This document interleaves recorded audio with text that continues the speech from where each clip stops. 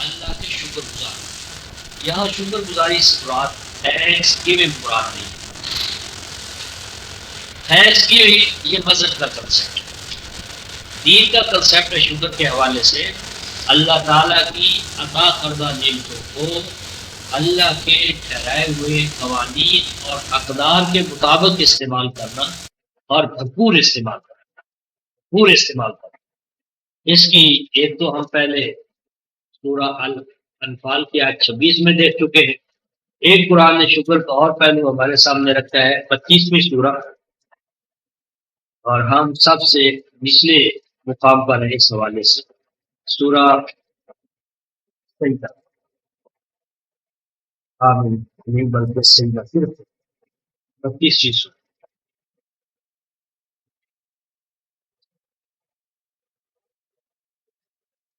یہ سجدہ 32ویں سورہ ہے. انسان کے حوالے سے آیت نمبر 9. ثم سجد ونفخ فيه من روحه وجعل لكم السمع والابصار والافئدة قليلا ما تشكرون. کہ اللہ تعالیٰ نے سب انسانی ذات کو سب سے بڑھ کر بیلنس والا، صبر کا معنی اعتدال، اکولیبریم، اسے توازن بخشا. ونفخ فیہ من روحہ، اور انسانی ذات میں اللہ تعالیٰ نے اپنی صفات کی ایک جھلک رکھی، ریفلیکشن رکھی، اسے اختیار و ارادہ کی عظیم نعمت ادا کر دی. اور یہ جو انسان کے اندر کا نفخ ہے، اس کا ثمرہ اور نتیجہ کیا ہے؟ جعل لکم السمع والابصار والافئدہ. اس کے نتیجے میں انسانی ذات میں سننے، دیکھنے اور سنے اور دیکھے ہوئے کے جو ماحصل ہے اس کی جانچ پڑتال کرنے، پرکھ کرنے کا ملکہ پیدا. اور یہ جو سمع بصر فؤاد کا جو ملکہ ہے، فرمایا قلیلا ما تشکرون، اس کا تو تم نے ابھی استعمال بھی نہیں سیکھا. یعنی انسان اپنے اندر سمع بصر فؤاد کے جو امکانات رکھتا ہے، قلیلا ما تشکرون، اس کا تو تم نے استعمال ہی نہیں کیا، بہت کم استعمال کیا. یعنی انسان کو جو برین سائز ملتے ہیں رفتہ محترم، سائنسدان بتاتے ہیں وہ لاکھوں میں، اور ان میں سے ہم جو ابھی تک بڑے سے بڑا سائنسدان استعمال کر پایا ہے وہ اکانوم. تو جب ہر انسان تمام برین سائز کو استعمال کرنے کے قابل ہو جائے گا، انسان کیا ہوگا؟ تو تشکرون کا ایک معنی ہے رفتہ محترم بھرپور استعمال، اور دوسرا ہے قاعدے کلی، اللہ کے ٹھہرائے ہوئے قوانین اور اقدار کے. فرمایا واشکروا للہ، اللہ تعالیٰ کی نعمتوں کو پا کر اللہ کے ٹھہرائے ہوئے قوانین کے مطابق ان نعمتوں کو استعمال کرو اور بھرپور استعمال کرو. فرمایا ان کنتم ایاہ تعبدون، اگر ہو تم اللہ کی عبودیت میں آنے، ایاک نعبد و ایاک نستعین اگر کہتے ہو تو اس تقاضے کو اس طرح پورا کرو کہ اللہ کے رزق کو اللہ کے ٹھہرائے ہوئے قوانین اور اقدار کے مطابق پورے طریقے سے کام. اب ان عطا کردہ نعمتوں میں کچھ ایسے پہلو ہیں جو شکر کے خلاف ہیں. اب ان کا بیان شروع ہوتا ہے. انما حرم علیکم المیتۃ والدم ولحم الخنزیر وما اہل بہ لغیر اللہ. بلا شبہ انما کلمہ حسن، اس کے سوا کوئی بات نہیں. حرم کہ اللہ حرام قرار دے چکا ہے، علیکم تمہارے لیے، المیتہ، المیتہ مردار، جس کو ہم ذبح کیے بغیر اس کا خون نہ نکال سکے، اللہ کے نام پر اسے ذبح نہ کرے، وہ میتہ مردار، جس کا خون اسی میں رہتا ہے. تو میتہ مردار، والدم خون، حرام قرار دیا اللہ نے تمہارے لیے مردار کو اور خون. ولحم الخنزیر، اور خنزیر کا گوشت. وما، اور وہ چیز، وہ جانور، وہ چیز، وہ اللہ بے ہی غیر اللہ، کہ جس پر نام لیا گیا ہو. اللہ یحل و احلال کے دو معنی ہیں، غیر اللہ کے نام پر نامزد کرنا اور غیر اللہ کے نام پر اسے ذبح کرنا. کہ جسے غیر اللہ کے نام پر چھوڑا گیا، یہ پیروں کا ہے، یہ فلاں کا ہے، یہ فلاں کا ہے، آستانوں کے نام پر منسوخ کرنا اور پھر انہی کے نام پر ذبح کرنا. ہر وہ جانور اگرچہ وہ اپنی اصل میں حلال ہو لیکن اگر وہ غیر اللہ کے نام پر ذبح کر دیا جائے تو وہ بھی حرام ہے۔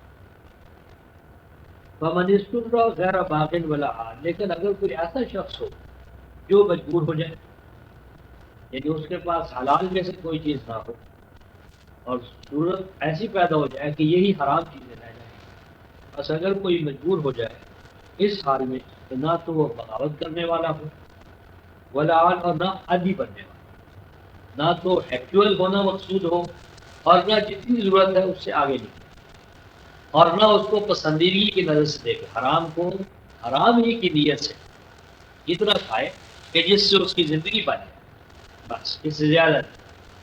فلا اسم علیہ، تو اگر وہ زندگی بچانے کے لیے ان حرام میں سے کسی کا کھانے یا پینے کے حوالے سے اس کو کام لے آئے تو اس پر گناہ نہیں ہے۔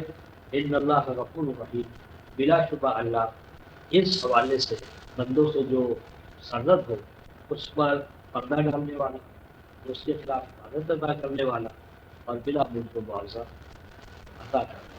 اس میں ایک نقطہ یہ رکا ہے وہ یہ کہ جو بیالوجیکل نیڈس یعنی جو حیاتیاتی ہمارے تقاضے ہیں، ضروریات ہیں، اس سے جبلتیں ہیں، ایک کی سیٹسفیکشن ضروری ہے۔ اگر حلال ذرائع سے نہ ہو سکتی ہو تو قرآن ایک حد تک ان کو حرام ذرائع سے پورا کرنے کی اجازت ہے، یہ اصول ہے۔ لیکن اس کے ساتھ یہ پتہ چلتا ہے کہ جو ہماری سیکسول ارج ہے، سیکسول ارج وہ ایسی نہیں ہے کہ اگر وہ حلال ذرائع سے نہ ہو سکے تو ہم حرام کا استعمال کریں اور کہیں بھئی یہ تو سیکسول ارج بھی بہت امپلسیو ہے، لازم ہے، اگر پورا نہیں کریں گے تو مینٹل آرڈر جو ہے وہ ڈسٹرب ہو جائے گا، جس کے نتیجے میں ایک ہنگامی نکاح، ہنگامی ایک عورت اور مرد کا ملاپ، اس کو جائز قرار دے دیا گیا، اس کو موتا کہتے ہیں، عارضی نکاح۔ اس عارضی نکاح کو امت نے یعنی گروہ نے اس حوالے سے لیا ہے کہ جو جنسی جبلت ہے، ضرورت ہے، یہ بھی ناضروری ہے، لیکن میں آپ کے سامنے رکھتا ہوں یہ غلط بات ہے۔ قرآن ان دونوں میں فرق کرتا ہے، یعنی جو ہماری بیولوجیکل نیڈس ہے اور ہماری جو سیکس ہے، ان دونوں میں اساسی فرق ہے۔ قرآن اس ضمن میں یہ کہتا ہے، یہ سورہ النور آیت نمبر 34 بلکہ 33 آیت 32 میں ہے، وَأَنكِحُوا الْأَيَامَ مِنكُمْ وَالصَّالِحِينَ مِنْ عِبَادِكُمْ۔ الایامہ میں بیوہ مرد یعنی بیوہ عورت اور جس کی بیوی مر جائے یا جس کا خاوند مر جائے وہ ایام ہے۔ تو قرآن کہتا ہے کہ یہ ریاست کی ذمہ داری ہے، ریاست کی ذمہ داری ہے کہ وہ ایسے افراد کو جن کی بیویاں مر جائیں یا جن کے خاوند مر جائیں ان کے لیے نکاح کے حالات کریں، اسباب کریں۔ گویا کہ بنیادی ضروریات زندگی کی جس طرح فراہمی ہے اسی طرح نکاح بھی ایک بنیادی ضرورت تو ہے اور ریاست کی کفیل ہے۔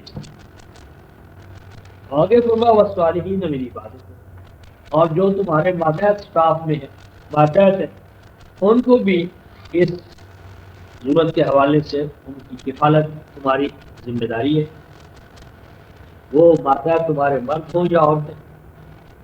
ان یکونوا فقراء یغنیہم اللہ من فضلہ، فرمایا کہ اگر تم یہ دیکھو کہ یہ تو کیا ہے محتاج ہے، یہ تو اپنا بوجھ برداشت نہیں کر سکتا، اس کے ہم نکاح کیسے کر دیں؟ تو قرآن کے اندر کہ بعض اوقات ایسا ہوتا ہے کہ ایک آدمی بڑا سست ہوتا ہے، پاماندہ ہوتا ہے، لیکن جو ہی اس کی ازدواجی زندگی کا آغاز ہوتا ہے وہ بڑا ایکٹیو ہو جاتا ہے۔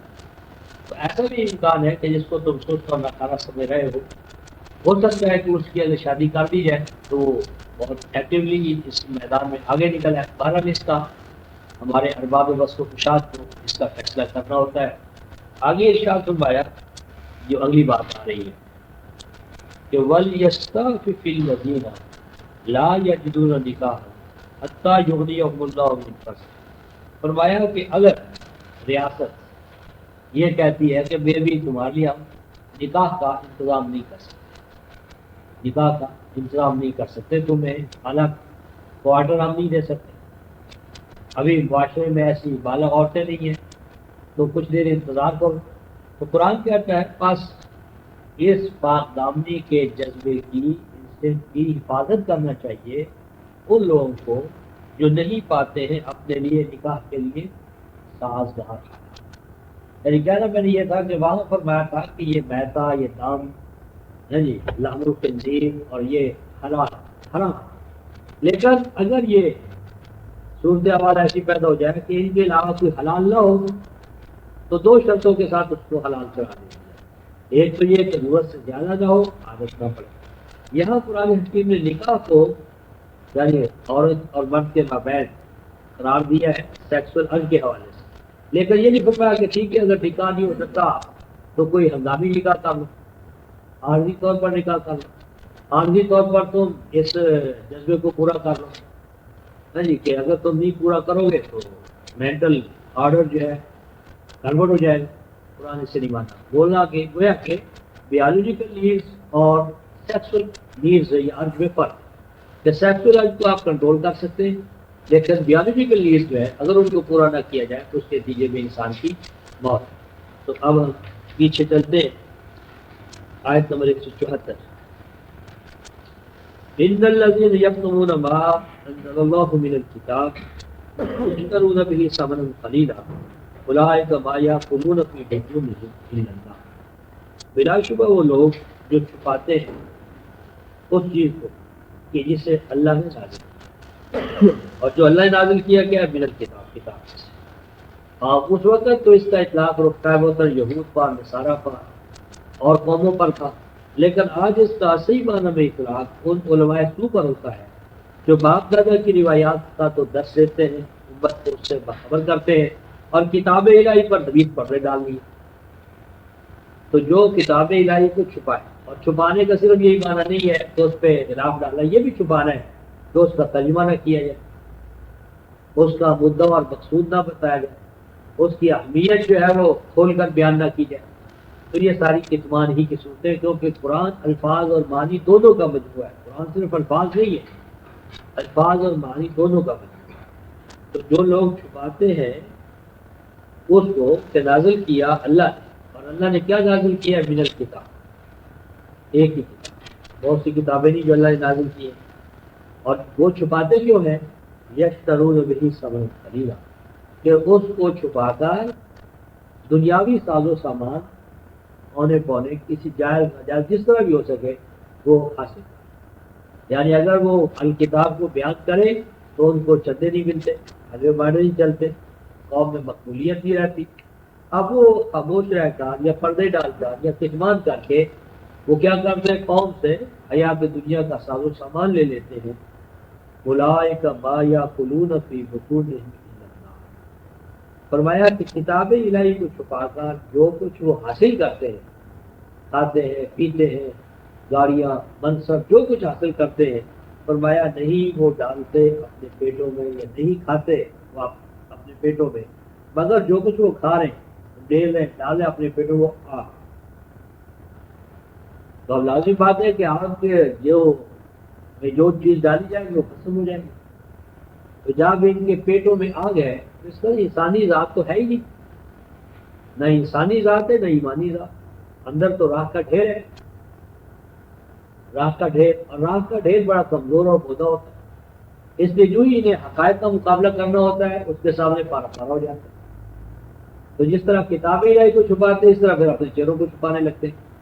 تو فرمایا کہ نہیں کھاتے اپنے پیٹوں میں مگر آگ، اور اب ان کا دعویٰ ہے جی نہیں اللہ ہمارے الہام کر رہے ہیں، ہم پر یہ کشف ہو رہا ہے، ہمارے اوپر وہ چیز ہو رہی ہے۔ فرمایا ولا یکلمہم اللہ یوم القیامہ، نہ کلام کریں گے اللہ ان کے ساتھ قیامت کے دن۔ اس کلام سے مراد کلام رحمت، رحمت والا کلام تو نہیں ہوگا۔ باقی عذاب کے دوران جس طرح جیل خانے کے اندر مجرموں سے خطاب ہوتا ہے وہ اور خطاب کی نوعیت ہے۔ ولا یزکیہم، اور ایسا بھی نہیں ہوگا کہ قیامت میں ان کو جہنم میں بطور ہسپتال ڈالا جائے، جس طرح ہسپتال میں مریضوں کو ڈالا جاتا ہے اور پھر ان کو پاک صاف کر لیا جائے واپس جنت لایا جائے۔ ولا یزکیہم، اور نہ اللہ ان کا تزکیہ کریں گے، پاک صاف کریں گے، یہی ہے جن کے لیے دردناک عذاب۔ اور یہ وہ لوگ ہیں، اولئک یہ وہ لوگ ہیں الذین اشتروا الضلالۃ بالہدی، جنہوں نے خرید لیا گمراہی کو ہدایت سے۔ اللہ نے انہیں اپنی کتاب عطا کی تھی، خالص حق عطا کیا تھا، اور انہوں نے حق کی بجائے باپ دادا کی روایات کو، قصوں کو، کہانیوں کو دین بنا دیا۔ والعذاب بالمغفرہ، اللہ نے انہیں اپنی کتاب دے کر ان کو مغفرت عطا کرنا چاہیے، انہوں نے مغفرت کے مقابلے میں عذاب اپنے لیے خرید لیا۔ فما اصبرهم علی النار، دیکھو یہ آگ کو خریدنے میں اور آگ کو اپنے پیٹ میں ڈالنے میں کتنے مستقل مزاج، کتنے جری، کتنی ہمت اور حوصلے کے معنی۔ یعنی ہر دور میں انسان بہت جری اور ہمت والا رہا ہے، عذاب مغفرت کے مقابلے میں، گمراہی ہدایت کے، حیات دنیا کے مفادات حیات آخرت کے مقابلے میں، شیطان کو راضی کرنا رحمت کے مقابلے۔ فما اصبرهم علی النار، اس ضمن میں ذرا 373 ایک آیت دیکھیں، سورہ آل عمران،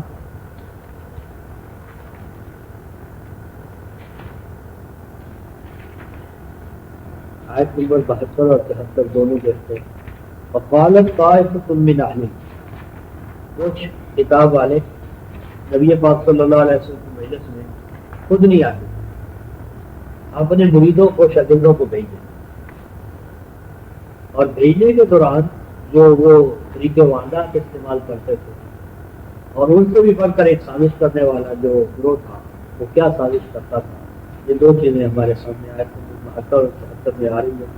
72 میں ہے وقالت طائفۃ من اہل الکتاب، اہل کتاب کی ایک جماعت نے یہ منصوبہ بنایا، یہ منصوبہ بنایا، منصوبہ یہ تھا آمنوا بالذی انزل علی الذین آمنوا، کہ تم اپنے آپ کو مومن ظاہر کرو، آمنوا مومن ظاہر کرو، اپنے آپ کو مومن بناؤ، کس بات؟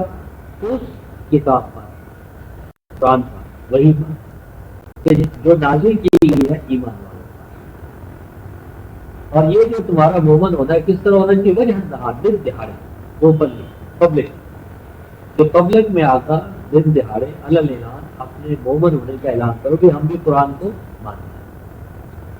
یہ یہود اور نصارہ کی چال سازش کہ مومنوں کو دولت دینے کے لیے لازم ہے کہ تم مومن بن جاؤ، اگر مومن نہیں بنو گے، ان جیسی نمازیں نہیں پڑھو گے، چوگے نہیں ڈالو گے، تو کیسے وہ اقبال کریں گے تمہارا؟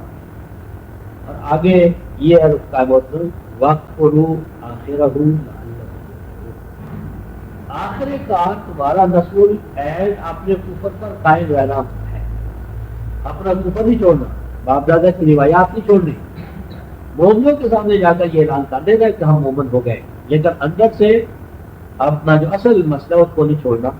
اور یہ سب جو وہ داؤ میں چلا رہے تھے لعلہم یرجعون، تاکہ یہ جو تمہارے بھائی بہن باپ دادا کے دین کو چھوڑ کر مسلمان ہو گئے ہیں کی معنی میں، ان کو تم اپنے گلے میں لا سکو، ان کو واپس لا سکو۔ یہ ضمن میں رفقائے محترم افغانستان کے امیر جب عبد الرحمان ہوتے تھے تو انہیں شک پڑا تھا تاریخی طور پر کہ شاید افغانستان میں یعنی یہود و نصارہ عالم بن کر، خطیب بن کر، امام بن کر ہمارا بیڑا غرق کر رہے، تو اس نے اپنے جاسوسوں کے لیے تحقیق کرائی، تو ہرات کا امام المانیہ یعنی جرمن کا بہت بڑا مسیحی عالم نکلا، اور بھی اس نے ایسے علماء پکڑے جو حقیقتاً وہ یہودی یا نصرانی تھے اور عربی فوفر بولتے تھے، اور عربوں کا لباس، عربوں کی اصطلاحات، عربوں کی زبان، اور پتہ نہیں چلتا تھا کہ یہ غیر مسلم جو ہے یہ کسی بدنیتی کے ساتھ ہمارے اندر آ گیا۔ تو یہ ایک بہت بڑا ایلیمنٹ ہے جس سے ہمیں 1400 سال پہلے آگاہ کیا گیا۔ اور آگے ایک اور بات، وَلَا تُؤْمِنُوا إِلَّا لِمَن تَبِعَ دِینَكُمْ، اور جو لوگ پرانی مجلسوں میں چلے جاتے تھے ان کے جاسوس بن کر، ان کو یہ تعلیم دیتے تھے وَلَا تُؤْمِنُوا، اور مت ایمان لاؤ، مت مومن بنو، مت اعتراف کرو، الا مگر اسی چیز کا، لمن تابع دین، کہ جو تمہارے دین کے تابع ہو اس کی تصدیق کرو. اس طرح آج پرانی مجالس میں آئے تو دیوبندی ہے تو وہ اس بات کی تصدیق کرے گا جس سے اس کی دیوبندیت صحیح ثابت. بریلوی آئے گا تو اس چیز کی تائید کرے گا جو اس سے اس کی بریلویت کو بڑھاوا دے. اور شیعہ آتا ہے، صوفی آتا ہے، تو ہر ایک اپنے اپنے پس منظر کے ساتھ آ کر آپ کی تائید کرے گا، لیکن وہ تائید آپ کی نہیں کرتا، کلام کی نہیں کرتا، وہ دراصل اپنے اندر کی جو اس کی خواہش ہے اس کا اظہار کر کے اس کے احترام میں وہ اپنے وہ کہہ رہا ہوتا ہے جو آپ کے سامنے آتا ہے. تو قرآن کہتا ہے 1400 سال پہلے وہ کیا کرتے تھے، کہتے تھے مت ایمان لاؤ مگر ان افراد کے حوالے سے جو تابع ہو تمہارے دین، جو تمہارے فرقے کی، تمہاری آرزوئیں، تمہاری خواہشات، ان کے حوالے سے قرآن پیش ہو، اس کی بات کو مان لیا کرو، اس کی نعرے لگایا کرو، تائید کیا کرو. فرمایا ان سے ان الہدیٰ، فرمایا کہ یہ بات نہیں ہے، بات یہ ہے کہ ہم نے اللہ کی ہدایت لینی ہے.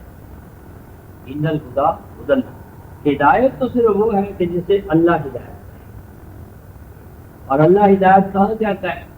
اپنے قرآن میں، اپنے دین میں، اپنے کلام میں. تو قرآن کہتا ہے کہ اصل مسئلہ فرقوں کا نہیں ہے، تمہارا اور میرا نہیں ہے، اصل مسئلہ کیا ہے؟ اللہ کی ہدایت کو ہم پائیں جہاں سے ہمیں وہ ملے. تو آگے قرآن کہتا ہے ایوکا احد مسلم تو اور یحاجوکم عند ربکم قل ان الفضل بید اللہ یؤتیہ من یشاء واللہ واسع علیم. فرمایا کہ کہو ہدایت تو صرف وہ ہے کہ جو اللہ جسے ہدایت ہے.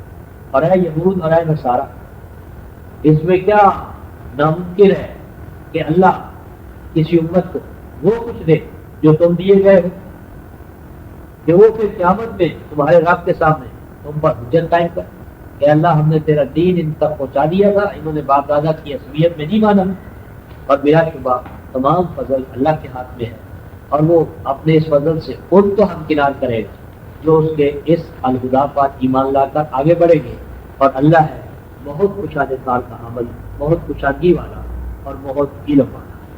اس میں ایک اور مقام دیکھتے ہیں، اس کا وطن کی یہ تضاد جب ابھرتا ہے تو اس کی ایک شکل یہ ہوتی ہے، یہ 43ویں سورہ زخرف،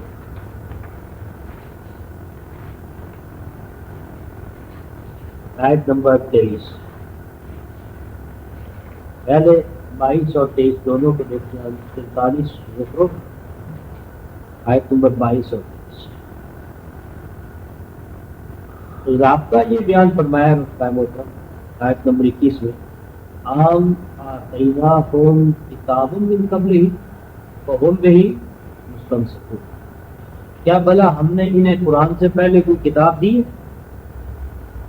کیا ہم نے ان عربوں کو، مکہ والوں کو، بنو اسماعیل کو کوئی کتاب دی ہے اس قرآن سے پہلے؟ اگر دی ہے تو ہم بھی مستمسکون، تو یقیناً انہیں حق حاصل ہے کہ اس کتاب میں اگر وہ صحیح حالت پر ہے تو اس کا تمسک اختیار کریں، مضبوطی کے ساتھ اس کو پکڑیں. گویا تمسک جو ہے رفقہ محترم وہ کتاب اللہ، مضبوطی کے ساتھ جسے ہولڈ کرنا ہے وہ کتاب الہی ہے. امید کا تصور ہے وہ یہی سے ہاں، یعنی کتاب الہی اگر آپ کے پاس ہے تو کتاب نہیں ملی تھی، اس کا تمسک یہ بھائی اکیلی رہ گئی تھی قوم جس کو آخر میں ملی. آپ نے فرمایا بل قالوا انا وجدنا آباءنا علی امہ وانا علی آثارہم انہوں نے مختلف کا نہیں، یہ کوئی بات نہیں، کتاب کی بات ان کے مانے.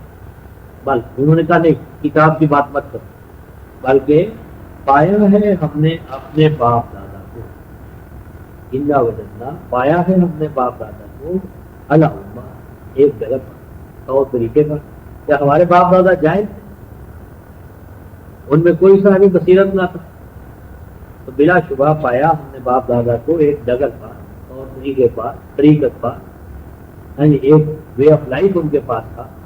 وَإِنَّا عَلَىٰ آثَارِهِمْ مُقْتَدُونَ، اور ہمارے باپ دادا کے جو طور طریقے تھے، روایات، آثار، ان کے چھوڑے ہوئے نشانات، ہم تو بھائی انہی سے ہدایت حاصل کریں، ہمیں کتاب کی ضرورت نہیں ہے. ہمارے لیے ہمارا باپ دادا کافی ہے، اور باپ دادا کی روایتیں، قصے، کہانیاں، ان کے اعلیٰ نمونے، ان کا نچوڑ ہے۔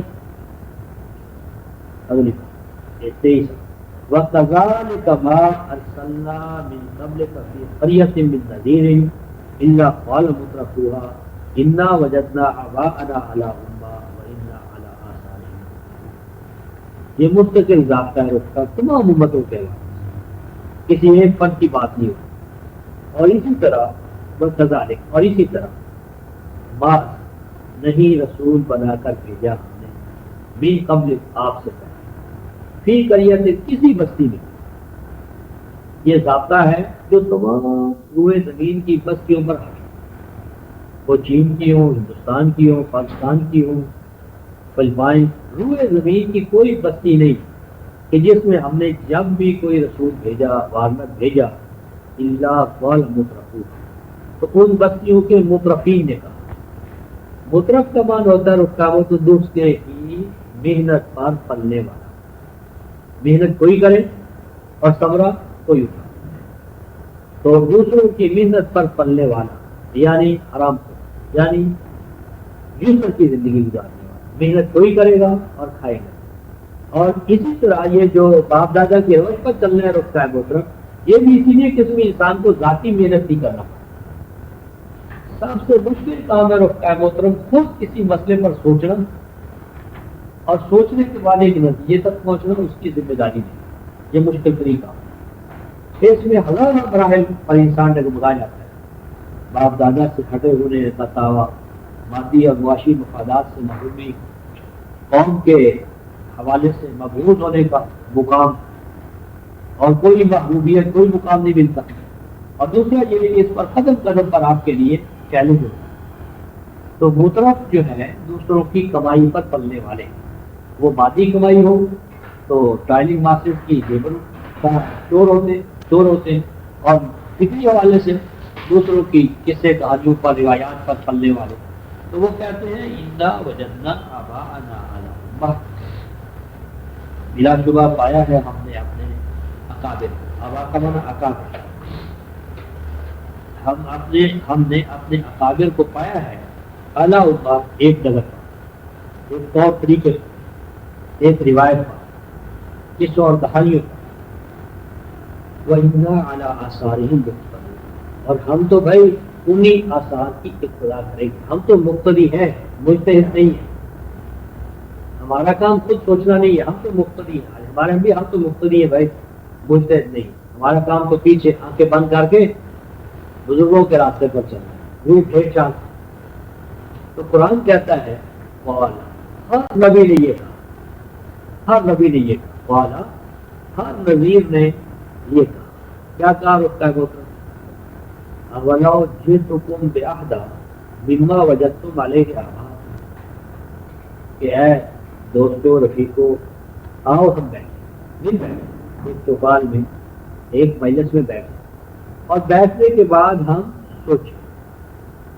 کہا اس نے، ہر نذیر نے کہا اولو جئتکم، کہ اگر لایا ہوں میں تمہارے پاس بِأَحْدَىٰ، زیادہ بہتر گائیڈنس، کہ مسئلہ میرا یا تمہارا نہیں ہے، میرے یا تمہارے باپ دادا کی روایات کا مسئلہ نہیں ہے، مسئلہ یہ ہے کہ مسائل کا حل کس کے پاس ہے، ملت کے مسائل، امت کے مسائل، میرے اور تمہارے مسائل، ان مسائل کے حل کے لیے گائیڈنس تمہارے پاس ہے یا میرے پاس ہے؟ تم جو کچھ کہہ رہے ہو اس میں مسائل کا حل ہے، یا میں جو پیش کر رہا ہوں اس میں مسائل کا حل؟ آؤ ہم بیٹھیں اور ایک ایک مسئلے کو لیں، اور ایک ایک مسئلے کے اسباب و علل اور اس کا حل، اس کو ایک ایک کر کے ویریفائی کرتے چلے جائیں۔ لڑائی لڑنے کی کیا بات ہے، فتویٰ لگانے کی کیا ضرورت ہے؟ آؤ دلائل و شواہد کو پرکھیں اور فیصلہ کریں۔ احدا کے حوالے سے مما وجدتم علیہ آباء، کہ باپ دادا کی روایات ہم ایک طرف رکھ دیتے اور دوسری طرف عقل، منطق، حالات حاضرہ، تقاضے، ضروریات اور مسائل کا حل فیصلہ کر لیتے۔ اور تو کہنے لگے انا بما ارسلتم به کافرون، کہ ان داؤ پیج میں ہم الجھنے والے نہیں ہیں بھائی، یہ جال ہے جس میں تمہیں پھانسنا چاہتے ہو۔ سن لو، انا بما ارسلتم به کافرون، تم سونا رکھتے ہو، بہت خالص چیزیں ہیں تمہارے پاس، جو کچھ ہے ہم تو بلا شبہ اس چیز کے جو تم بھیجے گئے ہو جس کے ساتھ کام کرو۔ یہاں ایک نقطہ یہ ہے کہ وہ ان کی ذات کا انکار نہیں کرتا۔ نبی کی ذات اتنی جاندار ہوتی ہے، سیرت، کردار، اخلاق، عقل، بصیرت، اس کا کوئی انکار نہیں کرتا۔ کہتے ہیں تمہاری ذات مسلم، لیکن ہمیں انکار ہے تمہاری رسالت، جو پیغام تم دے رہے ہو وہ غلط، یعنی تم ہو عقل مند، تم بڑے بیوی ہو، تم بڑے بااخلاق ہو، لیکن دوسری نمبر کہتے ہیں جو بات تم کر بڑی بے اخلاقی کی ہے، بے اخلاقی کی سزا دو۔ ایک مند آدمی کو عقل مند بھی کہتے ہیں، اور اس کے فیصلوں کو یا اس کی جو کنسیڈر آرا ہے ان کو کہتے ہیں صحیح نہیں ہے۔ تو قرآن کہتا ہے فن تقبنا منہم فانظر کیف کان عاقبۃ المکذبین۔ تو جب یہاں تک انہوں نے کہا کہ نہیں ہمیں سوچنا ہی نہیں ہے، سوچنے سمجھنے والے راستے پر جانا ہی نہیں ہے، تو فرمایا دیکھو پھر اس تقریب کرنے والے گروہ کا انجام کیا۔ اور اب یہ جو ضابطہ یا اصول تھا اس کی ایک تاریخی مثال سیدنا ابراہیم، کہنا یہ تھا کہ یہ جو باپ دادا کا پیٹا ہوا راستہ ہے ہر دور میں حتیٰ کہ ہم دیکھیں گے فرعون کے پاس بھی اگر کوئی حربہ تھا تو وہ کیا تھا، قرآن اس کا ذکر کرتا ہے سورہ طه۔ فرعون کے پاس بھی آخری حربہ یہی تھا کہ اس کو اپنی کسی چیز کا خطرہ نہیں تھا، قوم کو بیوقوف بنانے کے لیے وہ کہتا ہے تو کیا کہتا ہے یہ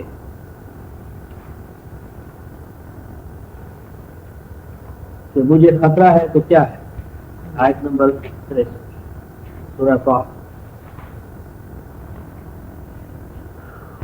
یہ آیت نمبر 61-62 میں 63 میں سیدنا موسیٰ علیہ السلام نے وہ جو جادوگر آ گئے تھے جو بقول ہمارے علماء کو شوق کے اور چھوٹے بات تھے، ان کے مقابلے میں آپ نے فرمایا لا غیرکم لا تفتروا علی اللہ، ہلاکت تمہارے لیے، نہ کرو اللہ کی ذات پر جھوٹ۔ تو جو قوم اللہ کو نہ مانتی ہے انہیں کہنا کہ تم اللہ کے بارے میں جھوٹ نہ کرو، بیکار بات ہے، وہ اللہ کو مانتے تھے۔ یہ سارا جو موسیٰ اور جادوگروں کا مقابلہ تھا یہ روایات کا مقابلہ تھا۔ ایک طرف وہ روایات کی رسیاں لے کر آئے، روایات کے ڈنڈے لے کر آئے، روایات کی لاٹیاں لے کر آئے، دوسری طرف سیدنا موسیٰ علیہ السلام وحی کا نور لے کر۔ بہرحال یہ چلتے چلتے جب ان کا موسیٰ کے کلام سے ان کا دل دماغ متاثر ہو گیا تو وہاں فرعون کہتا وہ کیا کہا اس نے، فرعون نے اور فرعونیوں نے کہا قالوا ان ھذان لساحران یریدان ان یخرجاکم من ارضکم بسحرہما ویذھبا بطریقتکم المثلی۔ فرعون اور اس کی پارلیمنٹ نے اپنی قوم سے یوں کہا کہ یہ تو دونوں ہارون اور موسیٰ جادوگر ہیں جو تمہیں تمہاری زمین سے بے دخل کرنا چاہتے ہیں، یہ پولیٹیکل ہے۔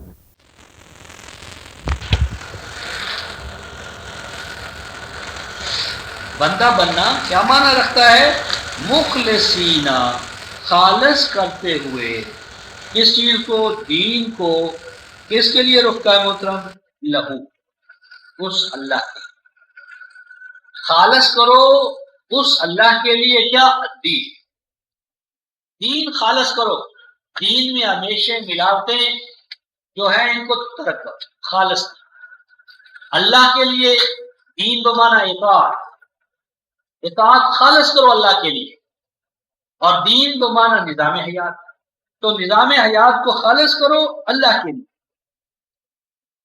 فرمایا حنفاء، یہ ہے حنیفیت، یہ ہے حنیفیت، حنفاء حال ہے، یعنی اگر اپنے آپ کو حنیف کہتے ہو تو حنیف کا معنی یہ ہے کہ دین نظام حیات، دین اطاعت و بندگی خالص کرو اللہ کے لیے، اور دین کے خالص نظام کو آگے چلانے کے لیے دو بنیادی ارادے، کیا؟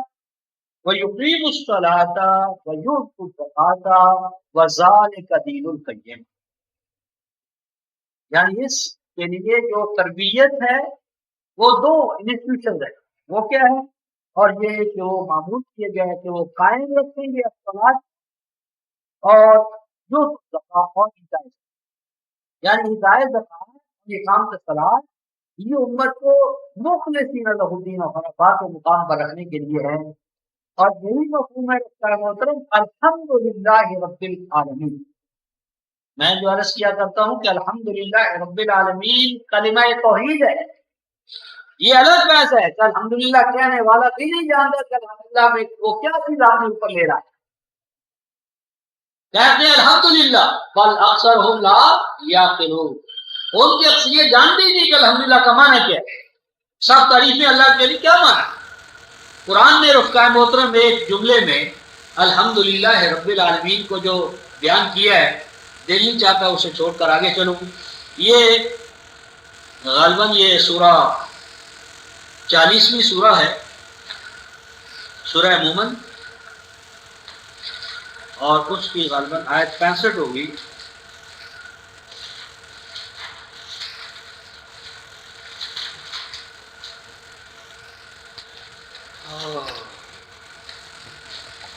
الحمدللہ رب العالمین. قرآن سے پوچھے یہ کیا ہے رب الحمدللہ رب العالمین. ہر جگہ الحمدللہ رب العالمین، ہر رکعت میں الحمدللہ رب العالمین، لیکن یہ ہے کیا؟ رفقائے محترم ارشاد ربانی ہے آیت 64، ذالکم اللہ ربکم فتبارک اللہ رب العالمین. یہ ہے تمہارا رب، وہ شامل ہے بنا دیا، یعنی اللہ تعالیٰ کو صفات کے حوالے سے مشخص کیا، اس کی ربوبیت کو مشخص کیا. فرمایا فتبارک اللہ رب العالمین، تمام جہانوں کو، اقوام عالم کو کیا کرنے والا؟ برکت عطا کرنے والا، نشو و نما عطا کرنے والا، بڑھوتری، خوشحالی، فارغ البالی ربو، یہ تبارک. بس برکات عطا کرنے والا. برکات برکہ سے رفقائے محترم، برکہ حوض کو کہتے ہیں جو پانی سے لبالب بھرا ہو. بارش کو قرآن حکیم نے مبارک قرار دی ہے کہ جو مردہ زمین کو زندہ کرتی ہے، ہریالی، سبزی، شادابی اس کا باعث بنتی ہے. اور انسانی دنیا میں اللہ کی برکت کیا ہے؟ قرآن، یہ کتاب مبارک، یعنی میرے اور آپ کے دل دماغ کے اندر جو بنجر پن ہے اسے خوشحالی کے ساتھ، ہریالی، شادابی، اس سے ہمکنار کرنے کی اللہ کا کلام مبارک. یعنی خالی کائنات کے اندر آب حیات بارش کا پانی ہے، یا جو بھی پانی اللہ کے پیدا کردہ ہے مختلف شکلوں میں، اور انسانی دنیا کی جو بارش ہے، آب حیات ہے، وہ اس کا کلام ابدی ہے. فتبارک اللہ رب العالمین. فرمایا هو الحی، زندہ صرف ایک اللہ کی ذات، یعنی اصل حیات صرف اللہ کی ہے. ہماری آپ کی حیات حیات مستعار ہے، اس کی حیات سے ہے، اس کی توجہ ہٹ جائے تو کچھ بھی نہیں. هو الحی، حی زندہ، زندگی کا مصدر اور سورس صرف ایک الہ واحد ہے. لا الہ الا ہو، نہیں ہے اس کے سوا کوئی زندگی عطا کرنے والا، حاجت روائی کرنے والا، مشکل کشائی کرنے والا. اور اہل ایمان فادعوہ مخلصین لہ الدین، پاس اس کی پکار لگاؤ، اس کی دعوت دو. فادعو جو ہے رفقائے محترم یہ دعا یدعو دعوتاً و دعا، بس اس ایک الہ واحد کی دعوت لے کر اٹھو. اللہ پاک نے تمہیں دائی بنایا ہے، بس اس ایک الہ واحد کی دعوت لے کر اٹھو، اور اس الہ واحد کے سے ہی مانگو، اس کے سوا کسی سے مت مانگو. کیا فرمایا؟ مخلصین لہ الدین، مخلصین لہ الدین، خالص کرتے ہوئے دین کو اس اللہ کے لیے. یہ جو سارا مفہوم چلا ہے رفقائے محترم، وہاں سے وہ ایک لفظ میں یہ ہے الحمد للہ رب العالمین. الحمد للہ رب العالمین، یعنی الحمد للہ رب العالمین کلمہ توحید. الحمد للہ رب العالمین کا معنی یہ ہے ذالکم اللہ ربکم فتبارک اللہ رب العالمین هو الحی لا الہ الا ہو فادعوہ مخلصین لہ الدین. یہ تمام کہنے کی بجائے ایک لفظ میں یوں کہو الحمد للہ رب العالمین. اسی کو فرمایا گیا تھا سورہ العنکبوت میں کہ کہتے ہیں الحمدللہ لیکن بل اکثرهم لا یعقلون، عقل اور بصیرت کی بنیاد پر نہیں کہتے، باپ دادا سے سن رکھا ہے الحمدللہ رب العالمین۔ جس طرح ہم نے ابھی سورہ البقرہ کی آیت 171 میں پڑھا کہ جس طرح چرواہے نے باپ دادا سے کچھ آوازیں سن رکھی ہیں، وہ آوازیں نکالتا ہے، جانور اکٹھے ہو جاتے ہیں، بھیڑ بکریاں، اگر بھیڑ بکریوں سے پوچھو بھی تم کیوں چل رہی ہو، تو ہر پیچھے والی اگلی کو دیکھ کر چل رہی ہے اور اگلی والی آواز سن کر چل رہی ہے۔ آواز کا معنی کیا ہے؟ نہ چرواہے کو معلوم ہے نہ بھیڑوں کو معلوم ہے۔ سم بکم عمی فہم لا یعقلون۔ تو کیا فرمایا؟ الحمدللہ رب العالمین۔ آگے دیکھیے، قل انی نہیت، الحمدللہ کا عارف اول کون ہے؟ الحمدللہ کا ادراک تام کس پر ہوا ہے؟ اپنے قامر محمد رسول اللہ صلی اللہ علیہ وسلم۔ کیا فرمایا؟ قل، آپ اعلان کیجئے، انی نہیت، انی نہیت، مجھے تو روک دیا گیا ہے، انی نہیت تو مجھے تو روک دیا گیا ہے اس بات سے رفقہ محترم، ان اعبد اللہ، ان اعبد الذین، کہ میں عبد بنوں، میں غلامی اختیار کروں، میں محکومی اختیار کروں، الذین، ان کی، تدعون من دون اللہ، جن کو تم اللہ سے ورے اللہ کے ساتھ ساتھ پکارتے ہو، بلاتے ہو، ان سے دعائیں حاجتیں مشکل کشائیاں کرواتے ہو۔ لما جاءنی البینات من ربی، بوجہ اس کے کہ میرے پاس تو رب کی طرف سے واضح دلائل آ گئے۔ اور آگے فرمایا رفقہ محترم، وہ امرت ان اسلم لرب العالمین، اور مجھے تو حکم دیا گیا ہے، وہ امرت، اور مجھے تو حکم دیا گیا ہے، ان اسلم لرب العالمین، کہ میں سرنڈر کروں، سرنڈر کرنا، سبمیشن، اسلام کا معنی ہوتا ہے سرنڈر کرنا، سبمیشن، کہ میں کلی طور پر اپنے آپ کو نثار کر دوں، جھکا دوں، قربان کر دوں، کس کے لیے؟ لرب العالمین، رب العالمین کے۔ تو رب العالمین کو زبان سے ماننا نہیں ہے، رب العالمین کے لیے، رب العالمین کے لیے اسلام ہے، یعنی اس کے لیے، اس کے نظام کے لیے، اس کے اقدار اور قوانین کے سامنے اپنا سب کچھ قربان کر دے۔ بالادستی ہے تو صرف ایک اللہ رب العالمین کی، اس کے قوانین اور نظام کی، اور یہی رفقہ محترم دین کا مقصود ہے، یہی توحید ہے، یہی عبودیت ہے۔ اس میں دو حوالے دیکھتے ہیں ہم، سورہ یوسف 12ویں سورہ رفقہ محترم، آیت نمبر 38، 39، 40۔ قید خانے سے بھی یہی آواز اٹھی تھی سیدنا یوسف علیہ السلام کی زبان اقدس سے، تمام انبیاء نے یہی آواز اٹھائی۔ اس وقت بھی قرآن نے کہا کہ اکثر الناس لا یعلمون لا یشکرون، آج بھی وہی صورت حال۔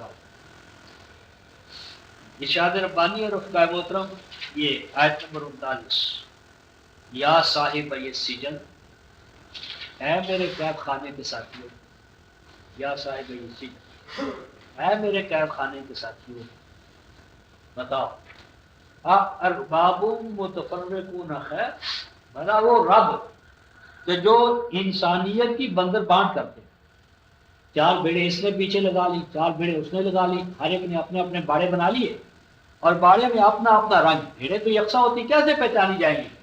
اپنے لیے ایک رنگ مخصوص کر، اس نے سبز پگڑی، اس نے نیلی، کل کو آئے گی سرخ پگڑی۔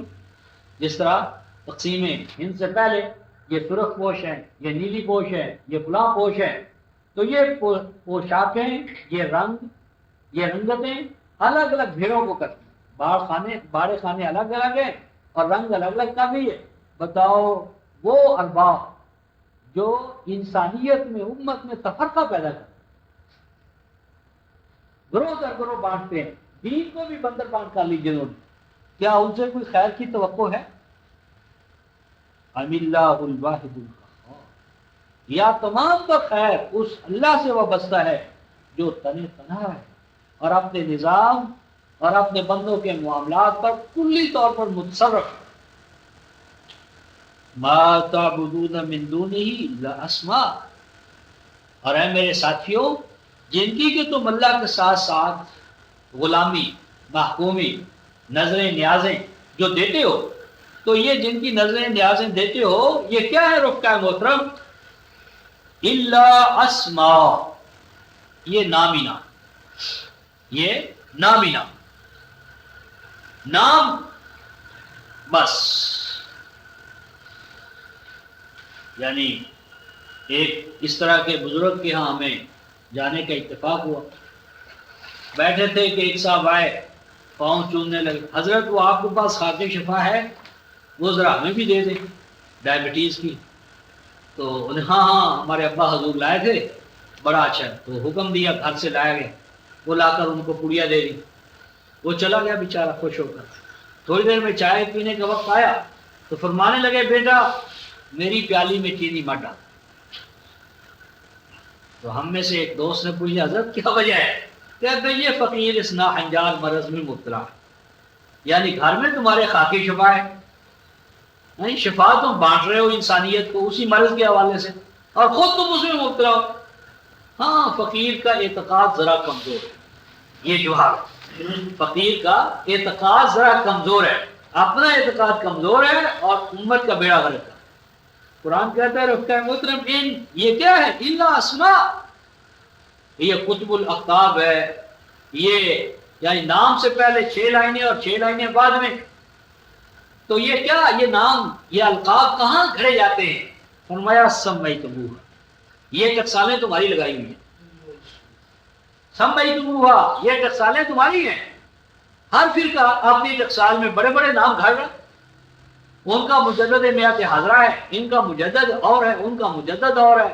تو سارا جو ہے رفقہ محترم اصل شاخسانہ شرک کا ہے، صرف نام الگ الگ، نام الگ الگ ہے. لڑائی صرف ناموں کی ہے. وہ کہتے ہیں ہمارے کو مانو، وہ کہتے ہیں ہمارے کو مانو. باقی انر اور نیچر جو ہے، اساس اور جوہر جو ہے، وہ سب کا ایک ہے. کیا فرمایا؟ نام ہے کہ جن کو تم نے رکھا. تم کہتے ہو ہم نے نہیں رکھا تو ٹھیک ہے. آگے قرآن کہتا ہے وہ آباؤ کو، تم نے نہیں رکھا تو تم جیسے تمہارے باپ دادا تھے جنہوں نے یہ کاروبار کیے. یعنی آپ رفقا محترم غزالی کا القصاص المستقیم، مشکات، احیاء العلوم وہ پڑھے تو وہ بھی یہی کہہ رہا ہے کہ اس دور میں یہ ہو گیا، یہ ہو گیا، یہ ہو گیا، یہ ہو گیا. تو کیا ہے؟ فرمایا کہ اگر تم نے یہ کاروبار نہیں کیا تو تمہارے باپ دادا نے یہ کیا تھا. اور قاعدہ کلیہ یہ ہے کہ ما انزل اللہ بہا من سلطان، اللہ تبارک و تعالیٰ نے کوئی اتھارٹی اس ضمن میں نازل کی. ان الحکم الا للہ، حق حکمرانی تو صرف اللہ کا. الا لہ الحکم وہو اسرع الحاسبین. کیا فرمایا رفقا محترم کہ مخلوق اللہ کی، خالق اللہ کی، بس امر بھی اللہ کا ہے. جس کی ہم مخلوق ہیں اسی کے ہم کیا ہیں؟ تابع ہیں، فرما بردار ہے.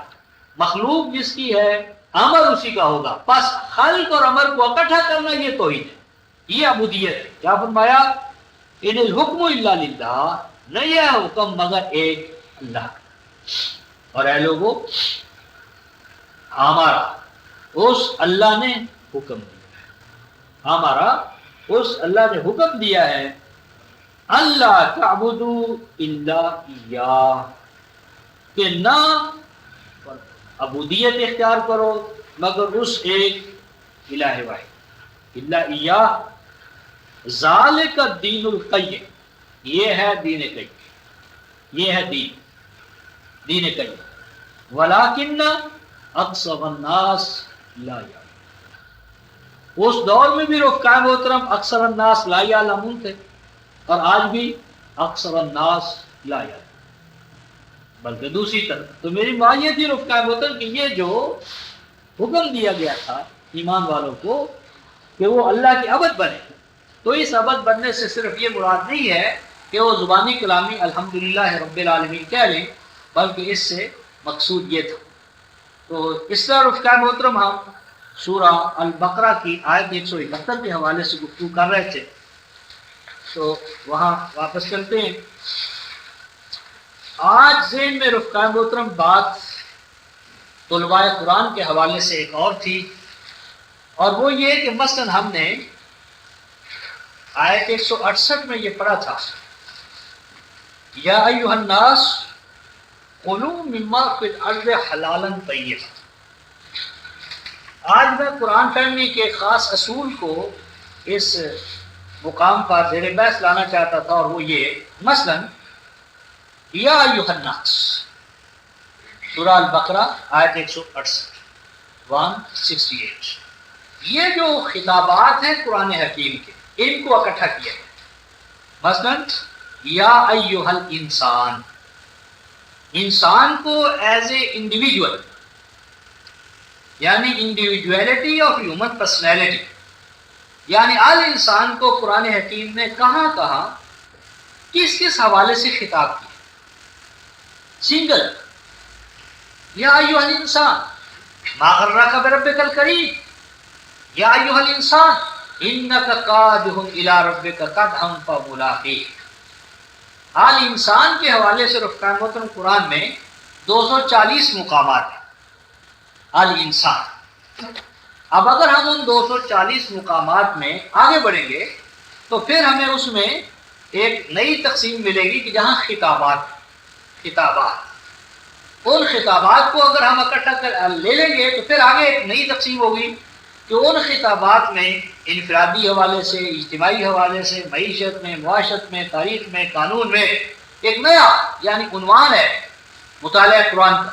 اسی طرح یہ جو یا ایھا الناس، یا ایھا الناس کے حوالے سے قرآن کہاں کہاں الناس ہیومینٹی آن دا ہول کو مخاطب بناتا ہے، اور ان خطابات میں بائی سٹیجز قرآن انسانیت کو کہاں پہنچانا چاہتا ہے۔ یعنی یا ایھا الناس میں الناس ہیومینٹی آن دا ہول، آل انسان میں تو خطاب مفرد کو ہے، لیکن ہیومینٹی آن دا ہول کو خطاب ہے یا ایھا الناس۔ تو یا ایھا الناس کے مقامات کو اکٹھا کیا جائے اور پھر تدریجی طور پر یعنی بقرہ سے وہ ناس تک پہنچا جائے، اور ان خطابات کو اکٹھا کر کے دیکھا جائے کہ تدریجی طور پر الناس کو جو احکام دیے گئے ہیں بغیر اس کے جو وہ مومن ہو یا کافر، کفر اور ایمان کی بحث کے بغیر، یعنی یہ پہلا تقاضا ہے۔ میں نے عرض کیا تھا کہ قرآن کے نزول کا مقصد یہ ہے کہ حیوان کو انسان بنائے، یعنی جو اینیمل کنگڈم کا فرد ہے انسان، حیوان ہے، اس حیوان کو انسان بنانا، انسان کو با اخلاق انسان بنانا، اور با اخلاق انسان کو با خدا انسان بنانا، یہ سٹیجز ہے۔ تو یہ الحیوان انسان متخلق انسان اور متخلق با اخلاق اللہ انسان، یہ جو تدریج رفتہ محترم انسانیت کے حوالے سے اس کو قرآن حکیم کے ان خطابات سے یا ایھا الناس کے حوالے سے کہنے والے کہتے ہیں صاحب یہ الناس کے حوالے سے، جسے آج ہیومنزم کہتے ہیں، ہیومنزم کہتے ہیں، یا کہتے ہیں ہیومینیٹیرین، یا کہتے ہیں کہ ہیومینٹی آن دا ہول، یعنی ہیومن رائٹس۔ تو یہ ہیومن رائٹس کفر اور ایمان سے یعنی صرف نظر کرتے ہیں۔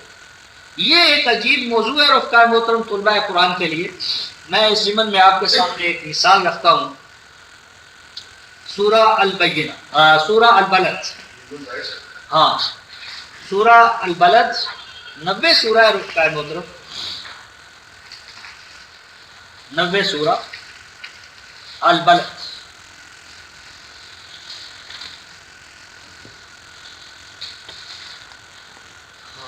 آیت نمبر 11 سے ہم لے رہے ہیں، 11 آیت 90-11۔ فلقتحم العقبہ،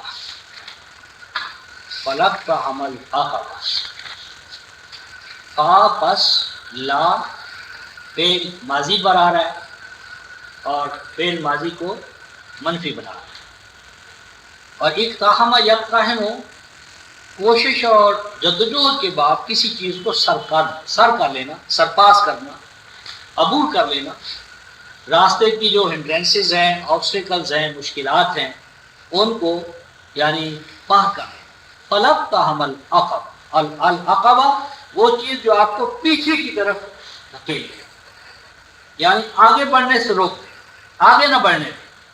تو عقبہ کا معنی ہے ہنڈرنسز، آبسٹیکلز، سنگ گراں بن کر حائل ہونے والی رکاوٹ۔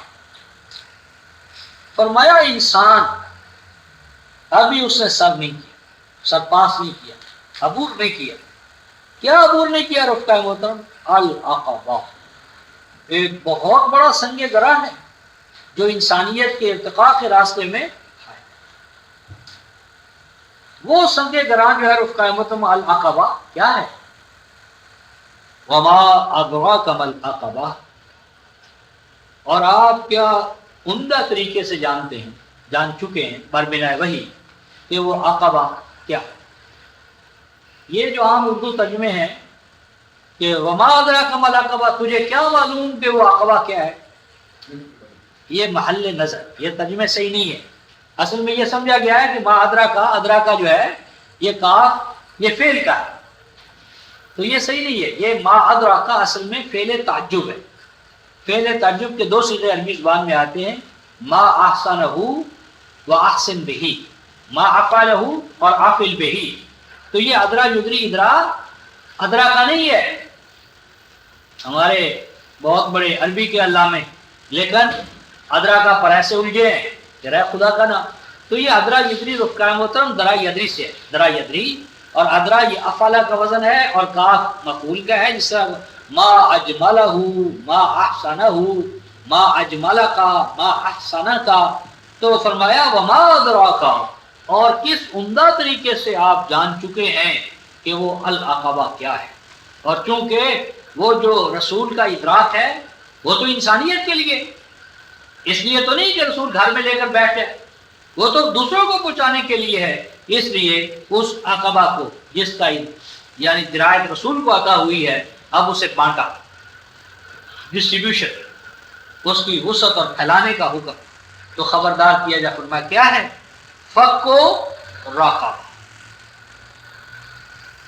روح فرمایا یہ نہیں کہا جا رہا رفقہ محترم فکو رقبۃ مؤمنہ،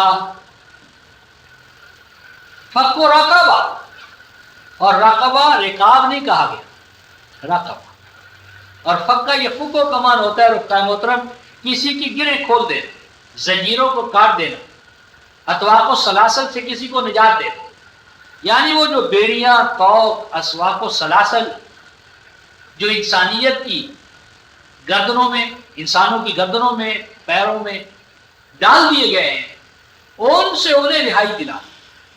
اور رقبہ یعنی ایک بھی انسانی جان رفقہ محترم اگر غلامی میں، محکومی میں، محتاجی میں، قرضوں میں دبی ہوئی ہے، جکڑی ہوئی ہے، تو قرآن کہتا ہے کوئی انسانیت اس قابل نہیں کہ وہ کہے کہ میں انسان۔ فک و رقبہ یعنی ایک بھی انسانی بچے کا محکوم ہونا، غلام ہونا، مجبور ہونا، مدیون ہونا، یہ کل انسانیت کے لیے آر ہے۔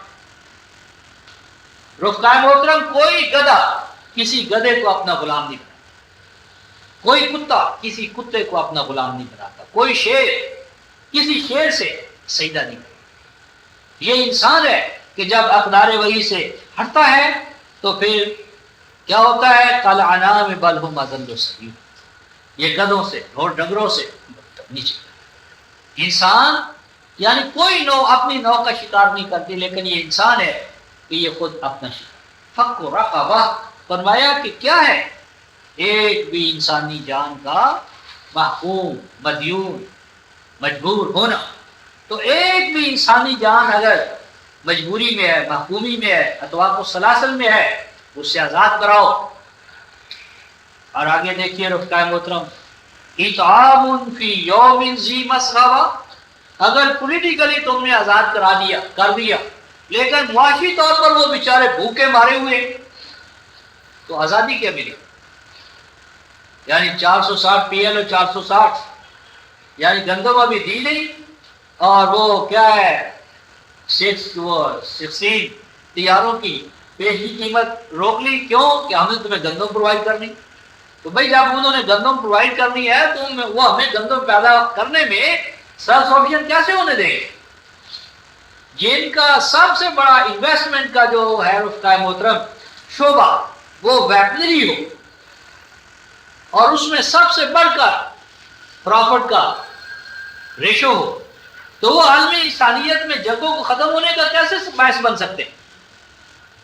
لازم ہے کہ دنیا جہان میں دھواں کچھ اندر ہی اندر اور کچھ وقتاً فوقتاً باہر ہوتا رہے، ورنہ ان کا سارا جو انڈسٹریل پروسیس ہے پہیا ہے جام ہو کے رہ جائے گا۔ اطعام فی یوم ذی مسغبہ، سیاسی آزادی کے بعد نقطہ یہ ہے رفقۂ محترم، طعام نہیں کہہ رہا، طعام، یوں نہیں فرمایا طعام فی یوم ذی مسغبہ۔ یہ کیا ہے رفقۂ محترم؟ اطعام، اطعام، یہ اطعام کیا ہے؟ یہ باب افعال ہے، باب افعال، اور باب افعال میں کس طرح؟ جس طرح کہتے ہیں اعلی، اعلان، اعلان، مسلسل و ہم علم کو پہنچاتے رہنا، انفارمیشنز دیتے رہنا، اطعام یعنی طعام کا بندوبست کیا جائے، یعنی ایسا نہ ہو کہ صدقہ و خیرات کے طور پر یہ ماہ رمضان میں دیگیں چڑھا دیں، ماہ رمضان میں دیگیں چڑھ رہی ہیں، مکہ مدینہ میں خوب افطار پارٹیاں ہو رہی ہیں، اور 11 مہینے بھوک کا دن کون سا ہوتا ہے؟ نہیں ابھی، یعنی یہ فہم ہے کھانا کھلانا، کھانا کھلانا اور کھانا کھلانے کا پروسیس اور انتظام، اور فی یوم ایک ایسے ماحول میں، یوم کا معنی ہے ماحول، پیریڈ، انوائرمنٹ، اور ذی مسغبہ صحابہ، یعنی جس وقت قومیں آزاد ہوتی ہیں تو آزادی کے بعد ان کی طرح طرح کی ڈیمانڈز ہوتی ہیں، وہ جو طرح طرح کی ان کی ڈیمانڈز ہیں معیشت میں، معاشرت میں، سیاست میں، تعلیم میں، یہ صرف پیٹ کی بھوک نہیں ہوتی۔ ذی مسغبہ صحابہ کا معنی ہوتا ہے اندر سے، یعنی کسی چیز کی ڈیمانڈ کا بڑھ جانا، یعنی جو اندر کی ڈیمانڈز ہیں آزاد قوم ہونے کے ناطے سے ان کو پورا کرنے کے لیے ایک پورا نظم چاہیے، نظام چاہیے، آرگنائزیشن چاہیے، آرگنائزیشنل، انسٹرومنٹل اور انسٹیٹیوشنز چاہیے، تو وہ پرووائڈ کیے جائیں۔ اور آگے یتیم انضامات، کن کو رفقۂ محترم؟ یتیم، یتیم کا معنی کر دیا آرفنس، آرفنس، یہ غلط۔ یاتامہ کا اصل معنی ہوتا ہے رفقۂ محترم کسی کے سہارے کا کٹ جانا، یعنی جس پر آپ مینٹین کر رہے ہیں، مینٹیننس کے وسائل کا کٹ جانا، اس سے محروم ہو جانا۔ مثلا آپ کوئی شاخ آپ نے درخت اور جڑ سے کٹ جائے، کوئی فرد کارواں سے بچھڑ جائے، بیٹا باپ سے محروم ہو جائے، بیوی خاوند سے محروم ہو جائے، یہ تمام پروسیس جو ہے یہ یتیم۔ تو یتامہ، یتیم کیا ہے؟ لونلی، کٹا ہوا، پچھڑا ہوا، بچھڑا ہوا۔ کہاں رفقۂ محترم ذا مطلب؟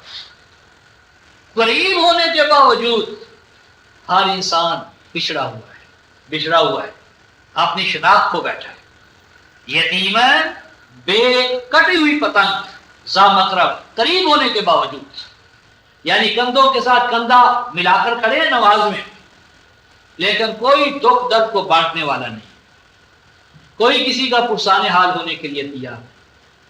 صف میں محمود و ایاز اکٹھے کھڑے ہیں، اور صف کے باہر جب نکلیں گے محمود محمود ہوگا، ایاز ایاز ہوگا۔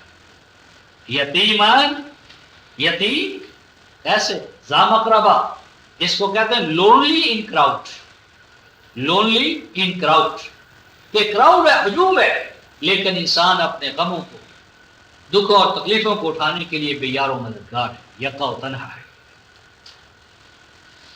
او مسکینن ذا مترب، مسکین ساکن، جس کا چلتا ہوا کاروبار رک جائے، اور مسکین جو جدوجہد کرنے کے باوجود اپنے لیے باعزت زندگی کی ضمانت نہ پا سکے۔ مسکین ایسے افراد کہ جو سٹینڈ سٹل ہیں، یعنی جن کی اکنامک ڈیڈ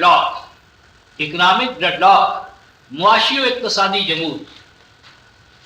تو اکنامک ڈیڈ لاک کا جو شکار ہیں ان کے لیے اطعام ہو، ان کی معیشت کو رواں دواں کرنے کے لیے نظام ہو، اور آگے فرمایا زامت ربا، جو مٹی میں مل کر مٹی ہو رہے، جن کے چہروں سے، ذہن سے، ضمیر سے مٹی دوری نہیں ہو رہی. یہ دیکھیں رفقا محترم، یعنی فک و عقبہ سے انسان کا ذکر ہے. اور آگے یہ الفاظ آئے رفقا محترم، ثم کان من الذین آمنوا، ثم آفٹر دیٹ، ثم ہے تراخی کے لیے، ثم اس کا معنی دیٹ، آفٹر دیٹ، یعنی یہ مرحلہ طے ہو جائے، یہ عقبہ دور ہو، ثم کان من الذین آمنوا، پھر مسئلہ پیدا ہوگا کہ یہ مومن ہے یہ کافر ہے. یعنی کفر و ایمان سے پہلے یہ سٹیج درکار ہے کہ انسان آزاد تو ہو، وہ اپنی سیاسی آزادی، political rights, economic rights, education, اپنی صحت، اپنی سلامتی، یعنی جو اسی کی بیسک نیڈز ہے پہلے وہ پرووائڈ کی جائے. اور بیسک نیڈز جب پروویژن اس کی ہو جائے تو پھر مسئلہ پیدا ہوتا ہے کافر ہے یا مومن ہے. ثم کان من الذین آمنوا، یہ مرحلہ طے ہو تو پھر اگلا ہے ایمان کا مرحلہ، تواصی بالصبر کا مرحلہ، تواصی بالمرحمہ کا مسئلہ، اولئک اصحاب المیت. اس ضمن میں ایک آیت لا کے ختم کرتا ہوں. اللہ تعالیٰ کی سنت کیا ہے اور مذہبی پیشوائیت اس ضمن میں کس طرح اقوام عالم کے لیے عذاب بنتی ہے، میں سیدنا امام الناس سیدنا ابراہیم علی نبینا وعلیہ الصلوۃ والتسلیم کا ایک حوالہ پیش کرتا ہوں. یہ 2:125 میں ہے.